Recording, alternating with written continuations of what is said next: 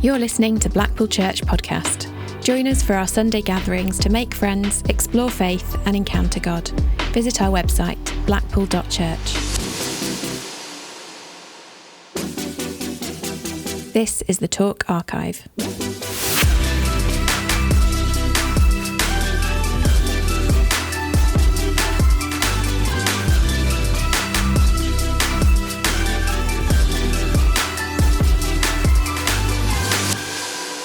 So today we are continuing this little three-part series called The Generosity Project. And it's all about growing as a church to become the most generous church that we possibly can. So we're thinking about money. And yes, that could be a little bit awkward, but no, we're not even slightly embarrassed about it because we found generosity to be one of the most life-giving things that you can possibly do. And I want, as a church, us to continue growing in this. As I said last week, if you weren't here, I kind of have an agenda in this series. And my agenda is for us as a church to become radically, dramatically more generous. I don't want our PCC, our trustees, to be looking at budgets thinking, oh no, what on earth are we going to do? I want them to be thinking, oh no, who on earth are we going to give this to? Because God has provided for us so generously. And my sense is he will continue providing, whether we're a rich church or not. And I don't think we are going to be a rich church. But he will continue providing for us if we commit ourselves to being generous towards one another and towards God. I want people to say of our church, like, I have no idea how they do it. I've got no idea how it works. How could there possibly be a church right slap bang in the center of Blackpool in like the 7th poorest parish of the 12,700 and blah, blah, blah, that works like this one? I've got no idea how it works. They must be extremely generous. And so last week, we talked a bit about God's generosity, because that's kind of where it all starts, really, is recognizing that God has been so kind, so generous to us. And anything that we would give would just be kind of out of what we've already been given. And then next week, we're going to think about a generous church. And I'm going to do like the full-blown deep dive into all of the details and the admin. I'll show you all the stuff, all the numbers, all the budgets, all the spreadsheets, all the pie charts that Tom has been cooking up for us. And we're going to look at the financial situation in our church and talk about generosity as a church. But this week in the middle, I want to kind of bridge that gap by thinking about personal generosity. What does it mean for each of us to just be generous in our own personal lives? And the topic that I'd like to speak on is a generous life. So let me read to you from Luke's Gospel, chapter 6. And I'm starting at verse 30 if you want to follow along, heading to verse 38. Give to everyone who asks you. And if anyone takes what belongs to you, do not demand it back. Do to others as you would have them do to you. If you love those who love you, what credit is that to you? Even sinners love those who love them. And if you do good to those who are good to you, what credit is that to you? Even sinners do that. And if you lend to those from whom you expect repayment, what credit is that to you? Even sinners lend to sinners expecting to be repaid in full. But love your enemies, do good to them, and lend to them without expecting to get anything back. Then your reward will be great, and you will be children of the Most High, because he is kind to the ungrateful and wicked. Be merciful, just as your Father is merciful.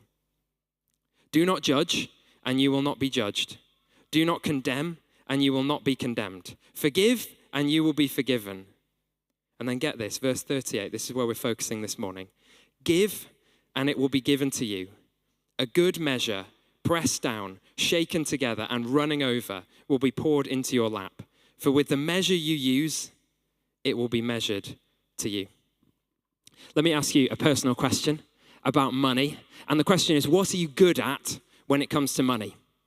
All of us, I think, are good at something when it comes to money, but we might be good at different things, right? So some of us, we are expert savers. For instance, when it comes to money. You might have only had a paper round paying £5 a week and you had your eye on a particular private jet.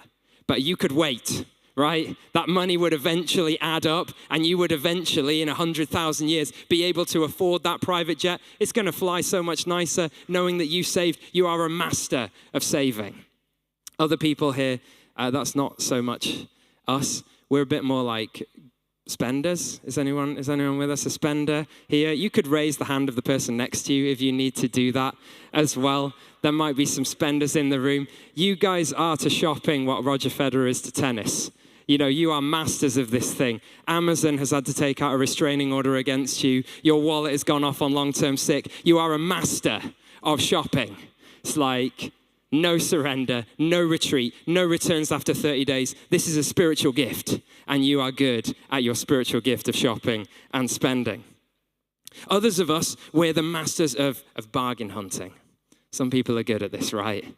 You're the king and queen of Facebook Marketplace or Vinted or whatever it is. It's like, you know how shops have those terms and conditions where you can't use multiple discounts at once? That's because of you. You did that, right? You broke the system and they had to make this rule because of you. Some of us are masters of spreadsheets and counting. We have spreadsheets so complicated, Martin Lewis is coming to us to ask for advice. We have spreadsheets so big that Silicon Valley is creating supercomputers to try and process the data that's in our spreadsheets. Others of us, more bedsheet than spreadsheet, but we're good at earning, right? We're good at earning. Some people, like, they're working 4 or 5 jobs, all of which seem to be 50 hours a week, and there's still time to go to a car boot sale and sell everything on the weekend. It doesn't make any sense, but you're good at earning. We're all good at different things. But here's the thing I realized. I did a bit of flicking through my Bible, and, I couldn't find a single verse about getting good at spending. Couldn't find one.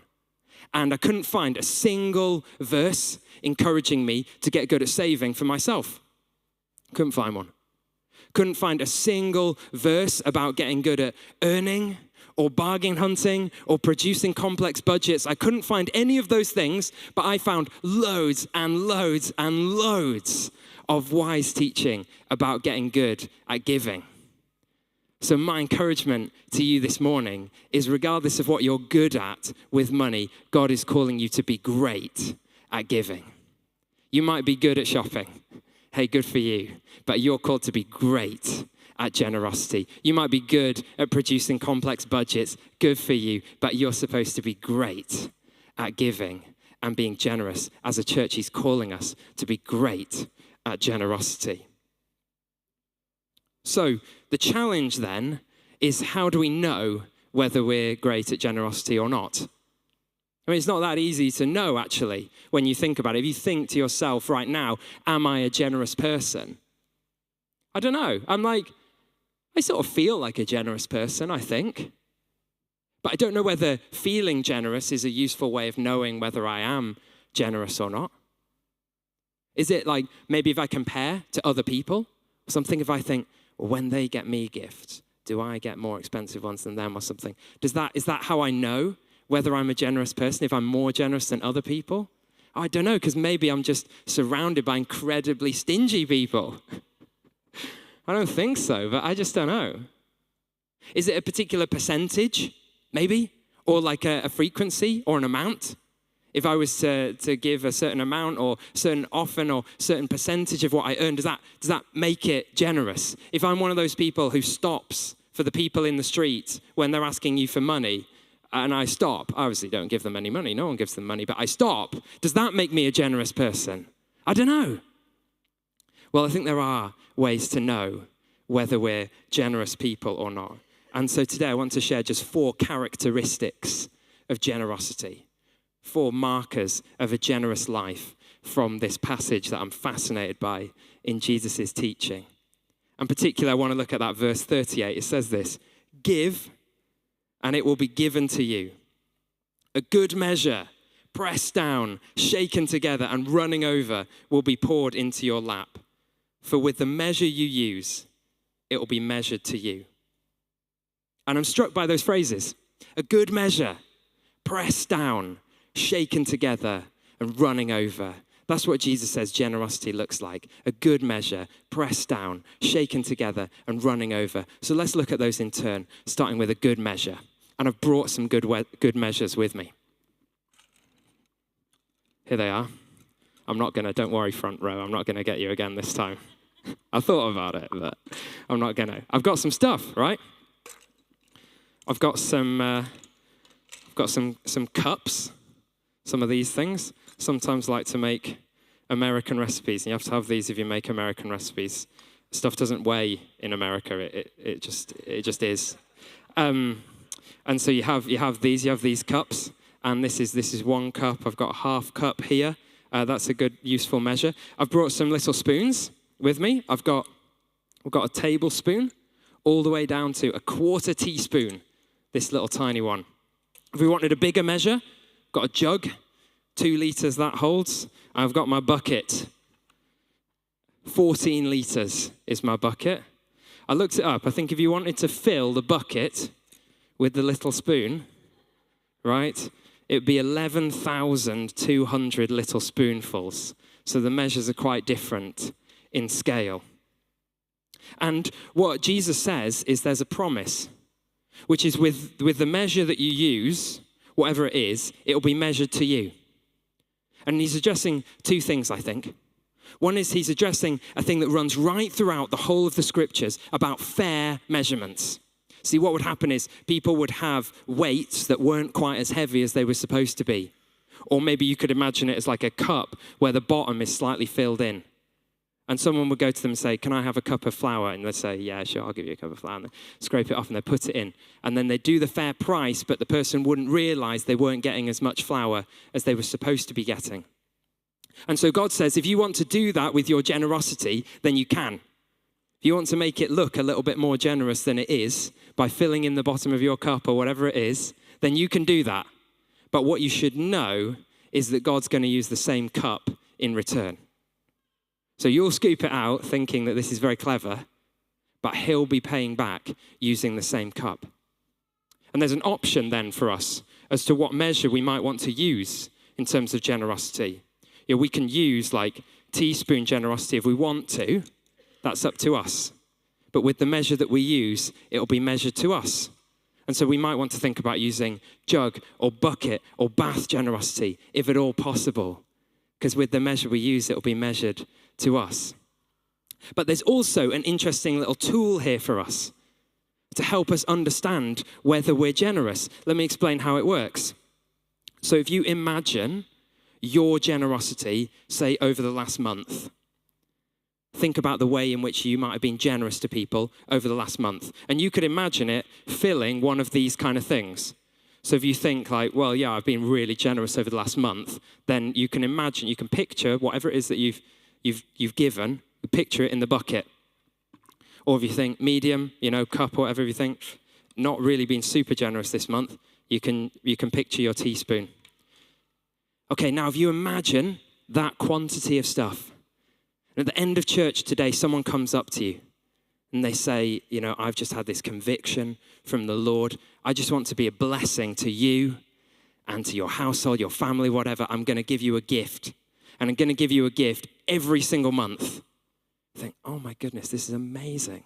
What's the gift going to be? And just by sheer coincidence, it turns out to be exactly your cup, your spoon, your bucket, whatever it is. Okay, and they say, here's the gift. It is this. Okay, then you can ask yourself, how generous does that feel?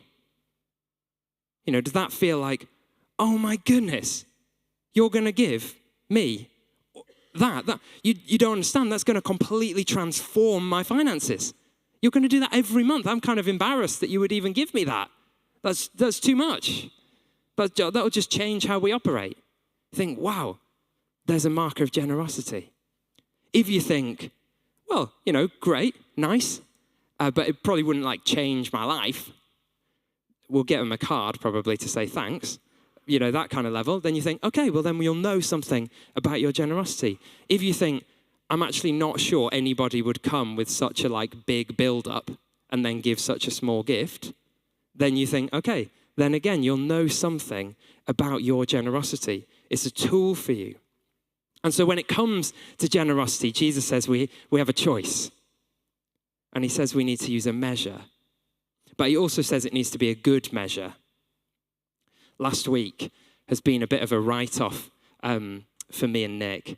Luke has had conjunctivitis, just stuff coming out his eyes all day. And we've both been ill as well. I lost my voice after last Sunday, and it's just been a really challenging week. So can't remember which day it was, but one day this week, quite early, I thought, right, I'm just going to take him out in the car, see if we can get him to sleep. Off I went in the car with Luca, and he fell asleep, and I thought, oh, there's a McDonald's. What I'm going to do, I'm going to get a McDonald's breakfast for me and Nick. We'll take it back. Luca will hopefully stay asleep, and then we can just have a moment of just like peace in the midst of, the chaos. And just by coincidence, we pulled up behind one of our friends in the car in front. And she has like bright blue and black hair. And so I could kind of see her through the windshield. And I got to the window where you order and said what I wanted. And then the lady said, I ordered. And then I got to the window and she said, oh, you don't need to pay. The person in front has already paid for you. Okay. And I was like, oh my goodness, that's so kind. Like on such a difficult day as well. And I was making like little love heart symbols. She was making love heart symbols through the windscreen in the back. I get to the thing to collect the food and they say, oh no, it's not quite ready. You're going to have to park up. And I went and parked up and I thought, well, I'll just go and say hi to my friend and say thanks so much for buying us this breakfast. And I got there and I realized it was someone different. It was a complete stranger who just happened to have blue and black hair, right? And I'm like, you just paid for our breakfast. Why? And she was just said, I just want to be generous. And I said, well, you've got no idea. This is so just beautiful today that you'd give us this gift. Such a difficult day for us. That was such a beautiful gift. And it's interesting because the word that Jesus uses to describe the measures, the word in Greek is kalos, and you can translate it good, a good measure, but you could translate it literally as beautiful, like a beautiful measure. That generosity is supposed to have that characteristic of it, that character trait, that it's just a beautiful thing. It's a gift that changes things in people's hearts.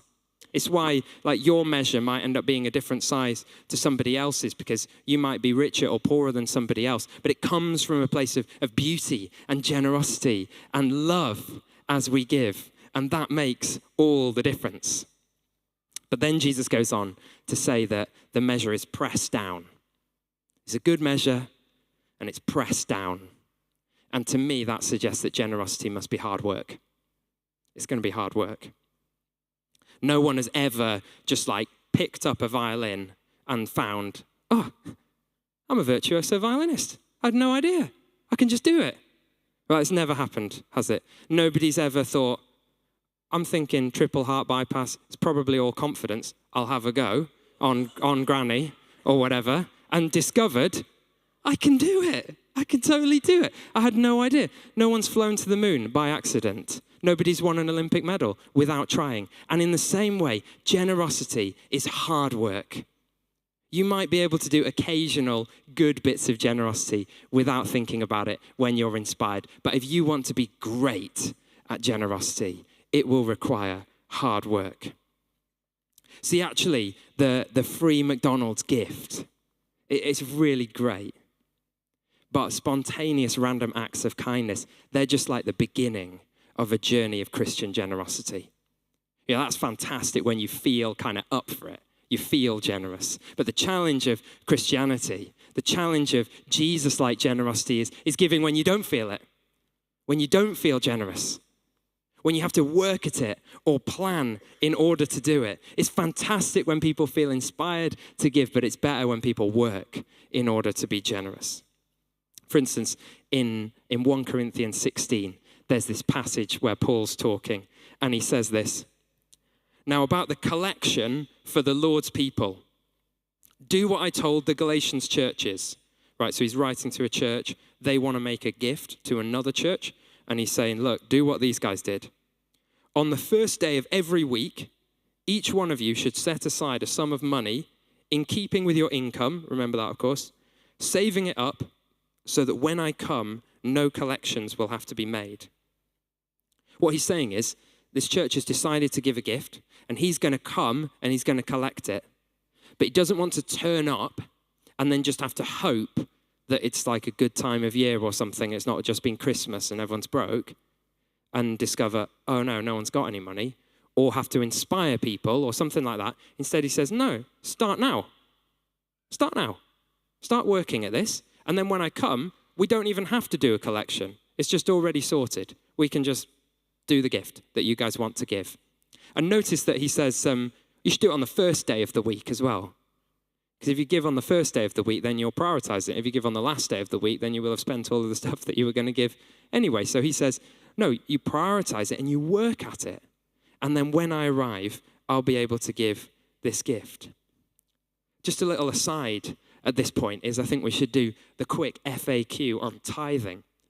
So whenever we talk about giving, people come up to me and say, what do you think about tithing? And so I thought I might as well say something about it. Tithing, if you've not come across it, is this Judeo-Christian practice where Christians and Jewish people give away 1/10 of everything they earn. And I would probably say two things about it. Firstly, I think it's an excellent practice, and I commend it really highly. I think it's commended across the whole scriptures. It's not just, some people think, oh, it's just in Malachi. Whatever. Right, it's not.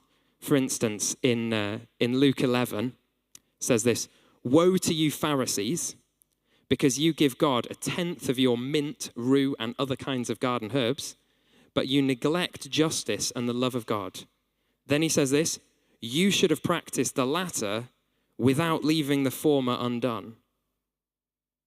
What he's saying is he's talking to people who are so obsessive about tithing, they're even tithing their garden herbs, right? Which is pretty hardcore. They're tithing rue, whatever that is. But they've forgotten justice. They've forgotten to love the poor, and they've forgotten to love God.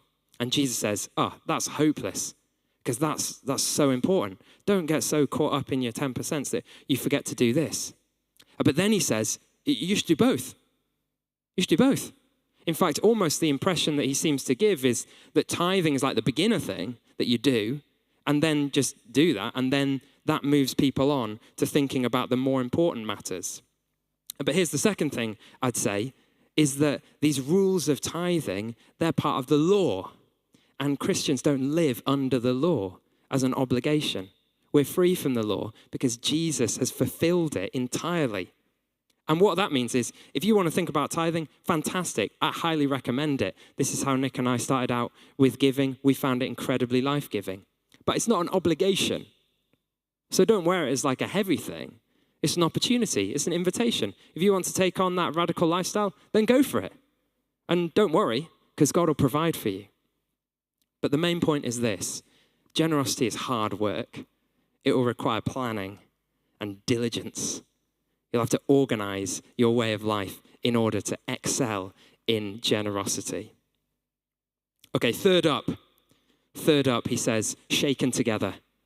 So it's a good measure, pressed down, and then shaken together. And for me, that speaks of the joy of generosity.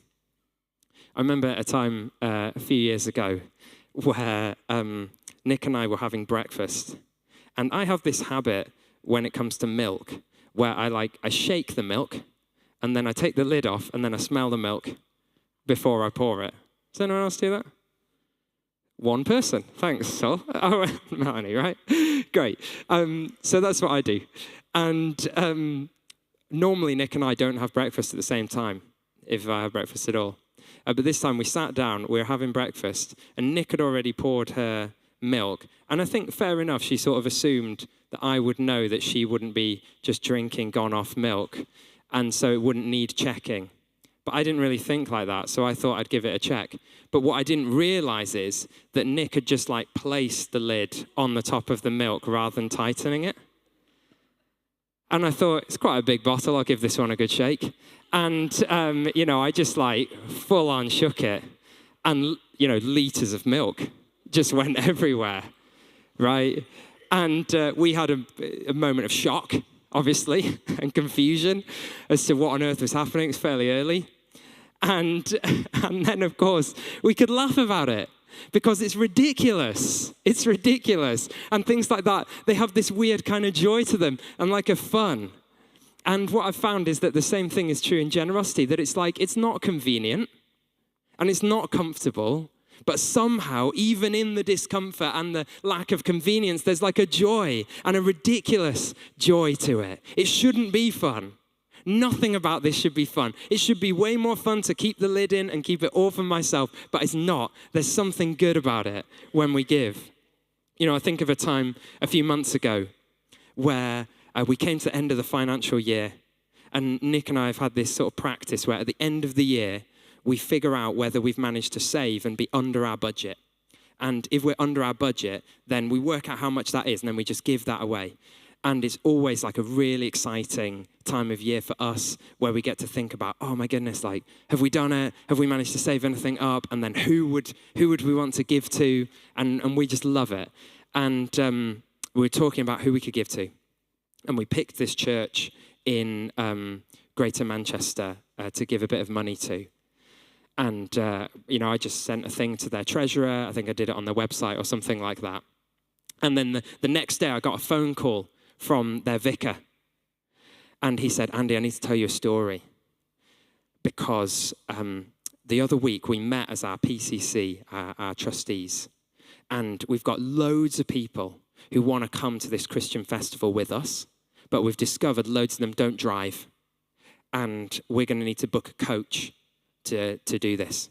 But it's really expensive booking coaches. And we just said as a PCC, we're going to have to do it because we think this is important, but we don't know how it's going to work. We don't have any money for this. So they just committed to doing it and trusted that God would provide. He said, Andy, we got a message to say that you guys have given. You've given the exact amount of money that we had outstanding on the coach. And of course, you just that's ridiculous. You just have to laugh when stuff like that happens. I called Nick, I'm like, you're never going to believe what's happened here. This is just so fun. It's so fun. It's so exciting. It's like, Sam, tell me about these people who are going on this trip because I feel part of it now. It feels like I might as well be going. There's so much joy in this thing. Basically, what I found is somehow when we're generous, God shakes it together. And he brings it together in a way we couldn't possibly control. It brings about a joy that's so unexpected, even when it's not convenient and even when it's not comfortable. Last of all, generosity runs over. It runs over, Jesus says. It's a good measure. It's pressed down, shaken together, and it runs over. There's this passage that I always think of when I think of generosity, where Jesus says this, heal the sick, raise the dead, cleanse those who have leprosy, drive out demons. Right. Give me something I can't do. And then he says this, freely you've received, so freely give. And I think about it and I think, I've been quite free to receive in lots of ways from God. I don't have a problem receiving from God. I receive so freely. I've never found a moment where God's given me a good night's sleep and I've thought, no, I'll tell you what, tomorrow night I'm going to sleep outside in the rain because, it's just too much. He's given me too many nights sleep that are so good. I think I'm sort of done, I'm full. That's never happened for me at least. I've never found a time where God's given me opportunities to use my gifts and skills in the workplace and then I've just prayed and said, Lord, just help me to be bad at work today. Just help me to really make a mess of everything. I've never found I'm experiencing peace, but praying for conflict. That's never happened to me. As God's given me even just life, as he breathes into me, every breath I've ever received and breathed, I've never found myself just being like, yeah, well, thanks so much, God. It's so kind of you to offer another breath, but I think this one's probably plenty for me, so I'm just going to hang on to this one. Actually, now I don't need any more. No. I've received freely. I've received freely every time. The more the merrier. If God has a gift for me, then I'm ready to receive it. And so he says to me, in the same way that you've received, when my blessings have just poured over into your life, freely give. Just pouring over. Just whatever it is, the excess, just whatever. Like just as freely as you'd receive, just give. And boy, I've received freely. It reminds me of Jesus, I guess. Just how freely he was willing to give. So that even his blood would be spilled and poured over. And when I needed that, I received freely. I said, okay, yeah, if you've got forgiveness for me, I'm not just taking a little bit. I'm not just taking it one time. I'll take it every time. I'll receive freely. So Jesus says to me, freely give. So, how do you know if you're a generous person? Well, firstly, do you give in good measure? And you can think about, if you were given what you gave, would it feel generous? Secondly, do you give when it's pressed down, when it's hard, and you've had to plan to do it, maybe even spending years working to enable your generosity? Thirdly, is it shaken together? Do you see God using it in surprising ways? Do you experience a joy as you give? And fourthly, are you willing to pour over? To do the giving even when it freaks you out a bit and you feel anxious about even saying the number that you're thinking about giving, but it's just pouring out of you in the same way that Jesus has poured into you. May it be so for you. In Jesus' name, amen.